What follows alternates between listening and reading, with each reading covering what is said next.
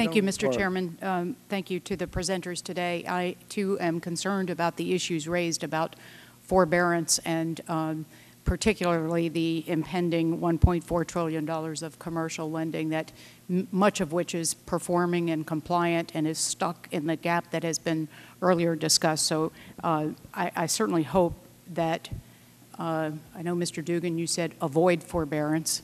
The economists we talked to yesterday said forbearance is necessary. Somewhere along the way we have to find the right balance. But I have a specific question for you, Mr. Dugan. In October 2008, you advised the National Bank examiners along the following lines, and this is a quote from you.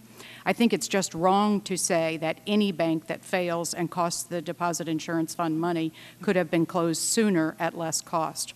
While the assertion could be true with respect to a particular bank, it is just as possible, and frankly more likely, that the latter option of letting a bank remain open sometimes produces a positive result that avoids failure and loss altogether. I just want to suggest to you that I've been hearing reports in my community and throughout the state, frankly, that in practice the OCC has not been exercising discretion not to close banks whenever they fall into the gray area of capital deficiency. With the escalation of the number of banks on the FDIC troubles list now totaling 702, and with many of them, if not most of them, community banks, and with the recognition that community banks are the main source of small business lending, how can we be sure that those who actually make the life or death decision for a bank are following your advice to weigh both options? Well, all I can tell you is we spend an awful lot of time on this. We've had 183 banks fail. 33 of them have been national banks.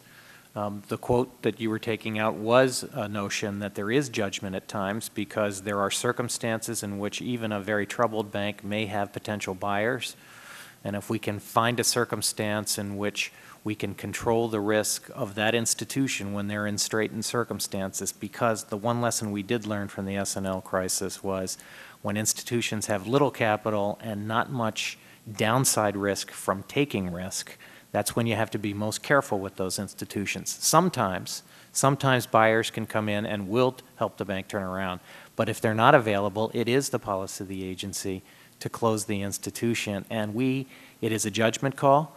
We do it, take it. We have a lot of experience in this. We work very closely with the FDIC and their Department of Resolutions, Division of Resolutions when we do this.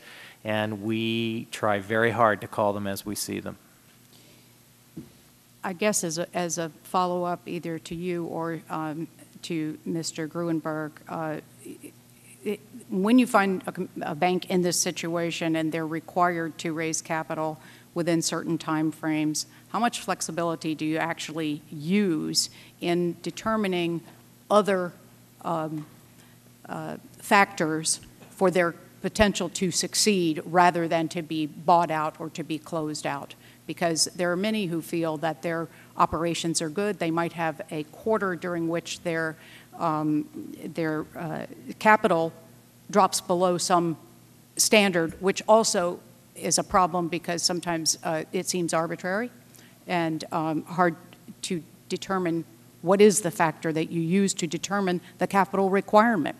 And so I guess the question is two-parted. What is the criteria that you use in order to determine that capital requirement, and why is it different in some places for some institutions than for others?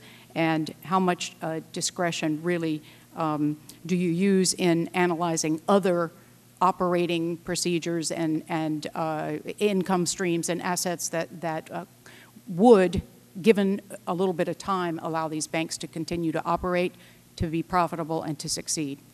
So I'll start and then be happy to turn it over to Director Gruenberg. When in 1991 Congress passed FDICIA, the Federal Deposit Insurance Corporation Improvement Act, they put together and put in place a statutory regime to force regulators to take action when capital drops below certain levels, called the prompt corrective action. Is this something that regime. you think maybe should be updated?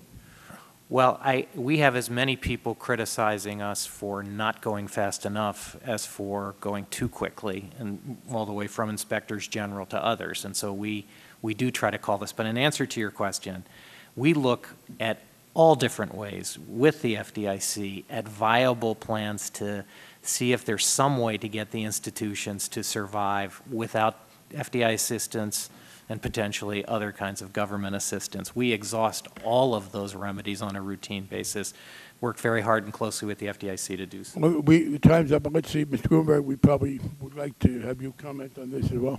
I mean, as John points out, there are statutory requirements relating, if a bank falls to a critically undercapitalized position, we don't have a lot of discretion in that scenario. I will tell you, closure of the bank is the last recourse as far as the FDIC is concerned, because an open bank solution will avoid a loss to the deposit insurance fund. And we really go to exceptional lengths in working with the institution and seeing if there are investors available on an open bank basis to raise the capital to keep the institution functioning. If the institution is not in a position to raise the capital, if it's really reached a critically undercapitalized position, then when the law is clear and there's probably a public interest in moving directly to address the situation. Well, Gentleman from Alabama.